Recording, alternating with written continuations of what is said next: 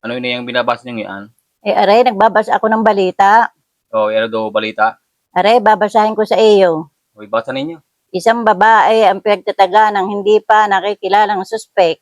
Opo, nakakaawa naman pagka gayon. Ano daw kayong nangyari? Aray, babasahin ko pa ulit. O, basa. Ayon sa ulat, nagtamo ang biktima ng mahigit 50 taga sa iba't ibang bahagi ng katawan.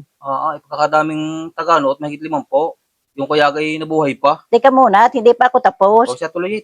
At ayon pa sa ulat, himalang nakaligtas ang biktima at kasalukuyang nagpapagaling sa ospital. Talagang himala nga yun. Isa pagkakadaming Tagangit nabuhay pa.